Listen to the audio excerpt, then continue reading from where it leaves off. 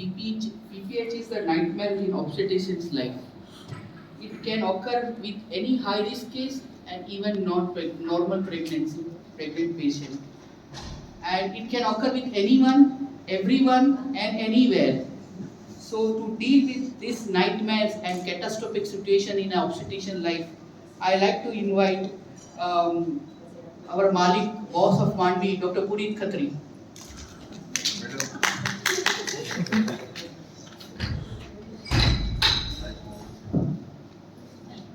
Hello. Thank you, ma'am. Good afternoon, everyone. In most of the conferences, we are being taught medical management and surgical management of PPH. Step-wise devascularization, intravenous aggravation, obstetric treatment, everything destructive. All the PPH, chaos takes PPH. But today we are going to discuss prevention of PPH.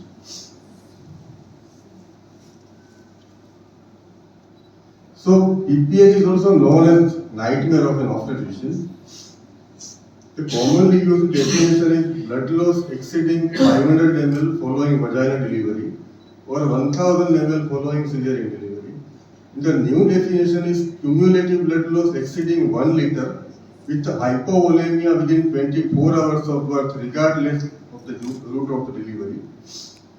According to ACOG definition, excessive bleeding exceeding 1 liter in first 24 hours of birth but can occur up to 12 weeks postpartum.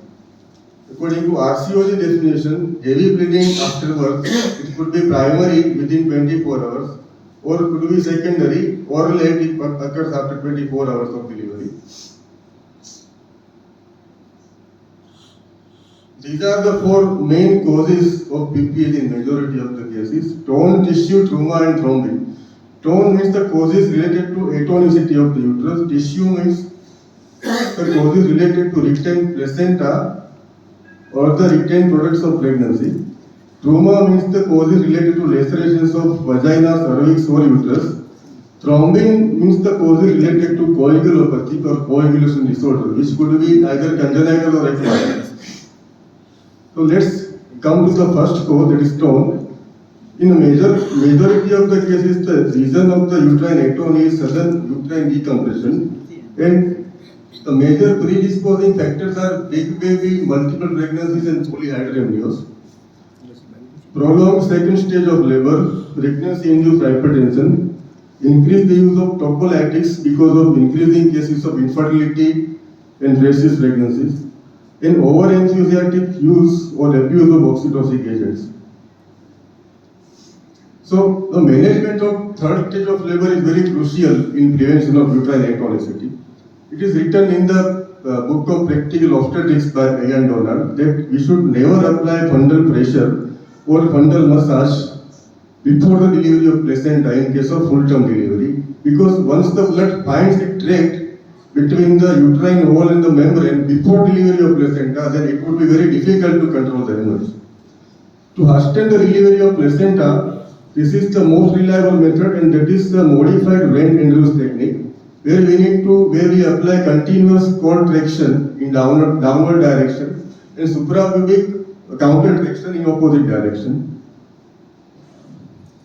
The 1/4 of all maternal deaths occur due to PPH. According to WHO guidelines, these can be prevented by prophylactic use of uterotonic agents in third stage of labor. A Cochrane systemic review and network meta-analysis compared all uterotonic options and placebo or no treatment. In 196 trials have been conducted across 53 countries over 135,000 women, and concluded the use of an effective uterotonic for prevention of PPH during third stage of labor should be recommended for all deliveries. One of the following uterotonic agents can be used: oxytocin, carbetocin, misoprostol, ergometrin or methyl ergometrin. Oxytocin, ergometrin fixed dose combination.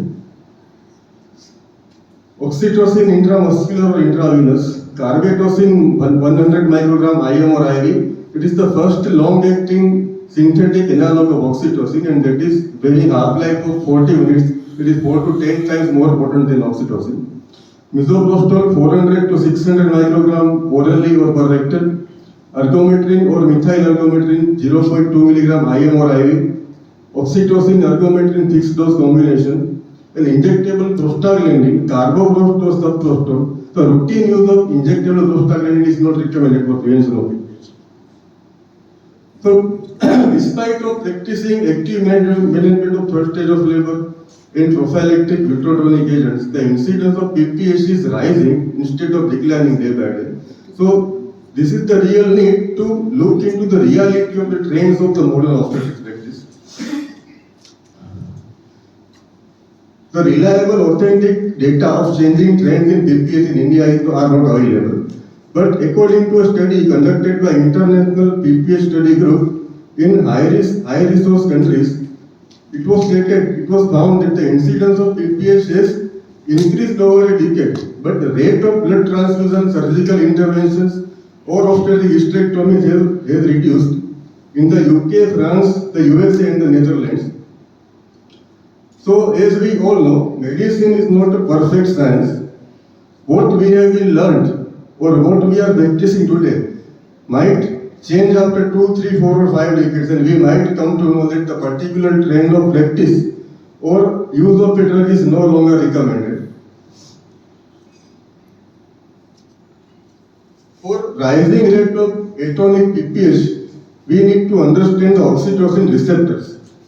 Oxytocin receptor is a G protein receptor with the intracellular pathways activated in response to binding oxytocin and similar vasopressin. Now, estrogen stimulates the process of parturition by increasing expression of the genes responsible for myometrial contractility and excitability, and it increases the uterine sensitivity to oxytocin during the course of pregnancy. And the expression of oxytocin receptors are highly regulated throughout the course of pregnancy.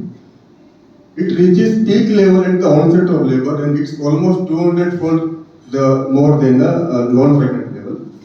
And it falls sharply in advanced labor and in the postpartum period. And that time the uterus becomes refractory to endogenous as well as exogenous oxytocin. So endogenous oxytocin travels to the uterus and stimulates the contractions, which in turn causes pituitary gland to release more oxytocin, which increases duration and intensity of contractions. So this is very important mechanism to understand. So prior use of oxytocin,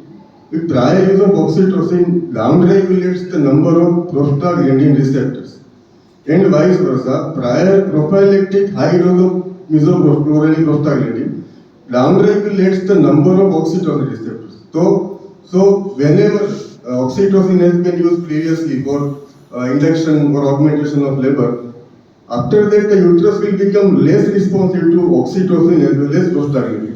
And we have seen many obstetricians recommending the prophylactic use of misoprostol, per rectal insertion of misoprostol, even in case of cesarean. So this practice will downregulate the number of oxytocin receptors, and ultimately uterus will become less responsive to prostaglandin as well as oxytocin. So this routine use of prophylactic misoprostol or overuse of oxytocin for augmentation of labor should not practice routinely. So oxytocin is also known as love hormone or cuddle hormone. After birth, endogenous oxytocin releases more milk from the mother's nipples by let-down reflex and fosters a bond between mother and baby. Moreover, our baby produces oxytocin when we fall in love, stimulated by our sexual partner and at the time of cuddling. So we all know genes, hormones and receptors. These three are responsible for evolution, underevolution, atrophy and hypertrophy of all our living being or any part of the living being. So this is the law of the genetics, that the lifestyle runs in the generations. The lifestyle which continued for 2, 3, 4 decades, which enters into the genes. And this physiology of labor and role of endogenous oxytocin is a truly phenomenal. So stick to the nature, allow nature to do its work by the phenomena, and let the endogenous oxytocin work over the receptors. We might have seen in many of our ART cycles, when we stimulate the patient, At the time of monitoring, we see the endometrium, beautiful triple line endometrium, responding to endogenous estrogen. But in frozen transfer, in FET cycle, frozen transfer, when we give estrogen from outside, then many patients will not respond to exogenous estrogen. So this is the mechanism of endogenous hormones which receptors respond to endogenous hormones. So આપણે ક્યારે નથી સાંભળ્યું કે ભાઈ કૂતરા બિલાડીની delivery થઈ ને BPS થયું, કોઈ કૂતરી વિયાણી કે બિલાડી વિયાણી કે ભાઈ કોઈ એનિમલની ડિલિવરી થઈ એ લોકોને બીપીએસ. મોટા એનિમલ્સમાં માલ ફેબ્રિકેશન સિઝેરિયન હોય છે, પણ એનિમલ્સમાં વી નેવર સીન કે ભાઈ આ લોકોને બીપીએસ ફીડિંગ થઈ. હવે let's have a look to the varieties of emotional expressions over the dog's faces, different kind of dogs, different kind of emotional expressions of these dogs. This dog looks curious but having mixed emotions. This dog looks anxious. This one looks very sad. And this dog is happily smiling. So why I am showing this all to all of you? Because the domestication of dogs with the humans is more than history has more than 3,005 years old history. And while living with the humans and seeing the humans' facial expressions, dogs started their facial emotional reactions by evolution of extraocular muscles as well as other facial muscles. So there is only one species of dogs in the world, and that is Siberian Husky. Siberian Husky has no evolution or development of extraocular muscles or no emotions. So this is Siberian Husky, the face with no emotions, no evolution or development of extraocular muscles. So with the evolution of humans, with the evolution of Homo sapiens evolved from quadrupedalism to bipedalism. So tail vanished due to disuse of the tail. And tail became no longer a tail and it became appendix. તો જે હજારો વર્ષ પહેલા હતું એ હમણાં નથી, અથવા હજારો વર્ષ પહેલા જે નહોતું અત્યારે છે. અત્યારે જે છે એ કદાચ 100, 200, 500 વર્ષ પછી નહીં પણ હોય. તો એક ટાઈમ કદાચ એવો બી આવે કે ભાઈ આપણું બોડી કે રિસેપ્ટર્સમાં એટલા જેનેટિક ચેન્જીસ આવી ગયા કે it will not respond any type of exogenous hormones. અને may be artificial let's hope કે આર્ટિફિશિયલ ઇન્ટેલિજન્સ આવશે જ્યારે આપણું બ્રેઇન એટ્રોફી નથી.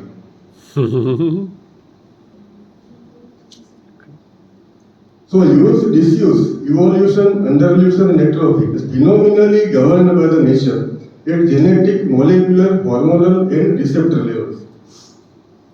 So avoid induction and augmentation of labor as far as possible, and never use vaginal prostaglandins for the induction of labor in full-term pregnancy. It is never used in the developed world. Disasters happen only when we destroy the nature. આપણે હમણાં recently ઘણું સાંભળ્યું હશે છેલ્લા 2-3 દાયકામાં કેન્સરના cases, young cardiac death આ બધું વધી રહ્યું છે. એન્વાયરમેન્ટ ખરાબ થઈ રહ્યું છે. Free radicals, because of this free radicals produce from the pesticides, chemical fertilizers, plastic, excess use of plastic, pollution, carbon products, industrial waste. So these free radicals bind with our DNA, genetic material. They produce a change in our DNA and they suppress the tumor suppressor genes and that give rise to the different types of diseases and tumors and cancers. So those people are suffering from cancer. Those do not have hereditary history of cancer. So those people are dying because of oral cancer. તમાકુ ક્યારે ખાધી નથી, cigarette પીધી નથી તો lung cancer થાય છે, liver cancer થાય છે. All this because of genetic change. So change in genes, genetic change and behavior of the human or any living being is the biologist's rule of the biology. So let's come to the cause number 2, that is tissue. The causes related to retained placenta. The morbidly adherent placenta can be placenta acreta, increta or percreta. Because of increasing cases of infertility, adenomyosis, fibroids, increasing surgeries over myometrium and endometrium. So recently a study has been shown that there are evidences that frozen embryo transfer in HRT cycles is more associated with morbidly adherent placenta, fetal necrosomia and preeclampsia.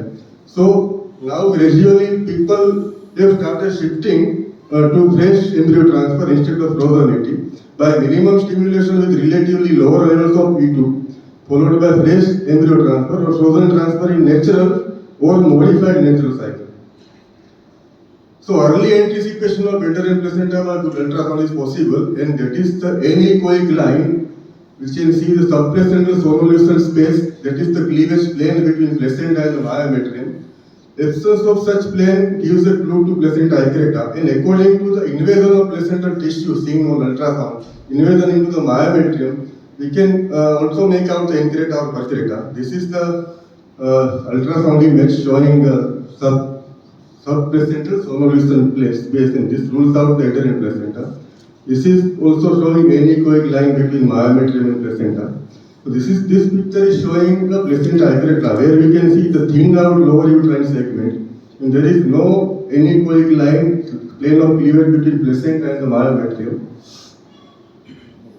Abnormal placental implantation over myometrial scar, the extrusion of the placental tissue beyond the usual confines of the uterine cavity, fibrinoid deposition and neovascularization. Placenta accreta spectrum is graded according to the placental involvement, ranging from abnormal adherence to myometrium, that is accreta, to deep myometrial infiltration, that is increta, to percreta, where the placenta breaches the serosal surface and may involve the surrounding structures.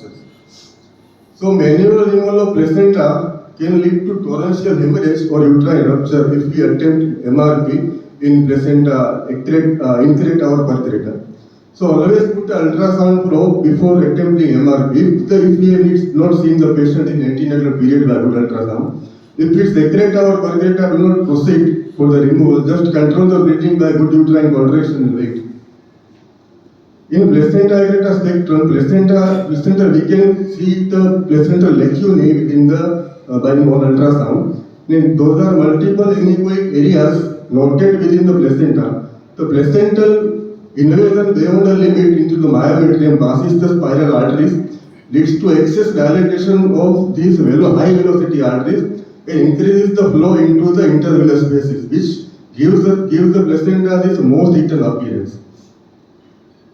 Whenever in doubt by ultrasound to rule out adherent placenta, the MRI is very good diagnostic tool, and this is the MRI picture of the true placenta accreta 27 we see in sagittal section. Here you can see low signal intensity band within the placenta.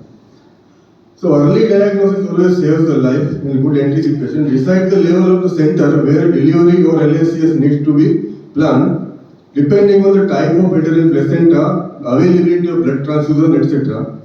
Secure the IV line and keep a cross-match sample blood ready in each and every normal obstetric patient. That is the key to the safety. Let's come to the number 3, that is cause number 3. Trauma means the causes related to lacerations. The cervical lacerations occur in precipitate labor, difficult forceps delivery, big baby, vaginal mesoprostol. And uterine rupture in grand multipara, prolonged trial, previous LSCS. An extension of perineal tear or episiotomy occur usually in difficult forceps delivery, breech delivery, big baby. An extension of uterine incision in case of malformation, deeply engaged head, placenta previa. And iatrogenic, where full thickness of uterine wall is not sutured in efforts to exclude the residue.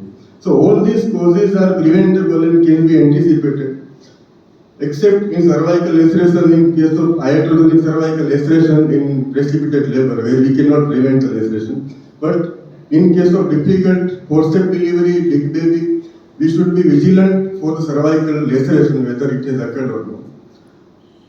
Uterine rupture is very rare nowadays because of different government programs run by the health ministry.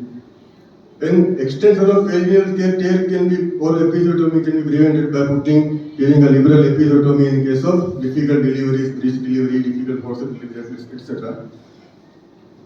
And uterine incision, extension of uterine incision also can be prevented. Whenever we anticipate that the big uterine incision would require in case of deeply engaged head, malpresentation, placenta previa, where the lower segment is not formed in premature preterm LSCS, etc. Let's come to cause number 4, that is thrombus. The cause is related to coagulopathy. It comprises of 3% of all BPH cases and mostly related to placental abruption and amniotic fluid embolism, leading to early onset coagulopathy, DIC in hyperfibrinolysis. So congenital coagulation disorders like hemophilia A and B, factor 11 deficiency, von Willebrand disease, prothrombin G20210A mutation, factor 5 latent mutation, antithrombin deficiency, MTHFR, methylene tetrahydrofolate reductase deficiency, protein S deficiency, protein C deficiency. And unfortunately, some women do not know that they are the carriers of the condition and may not represent themselves until they become pregnant. Coagulopathy is never missed when we thoroughly investigate the patient and by regular antenatal care, including all investigation, complete blood count, platelet count, PTC-TPT, INR, coagulation profile, and if detected, can be treated without motility or the least morbidity by factor replacement or PRP or FFP transfusions. આપણે આઈવીએફમાં સારા result મળે, એન્ડોસ્કોપીમાં result મળે, difficult કેસીસમાં result મળે ત્યારે આપણે એક અદ્ભુત આનંદની અનુભૂતિ થાય. પણ જે અલૌકિક આનંદ નોર્મલ ડિલિવરી કરાવ્યા પછી આવે છે આઈવીએફ એન્ડોસ્કોપીમાં નથી. Thank you.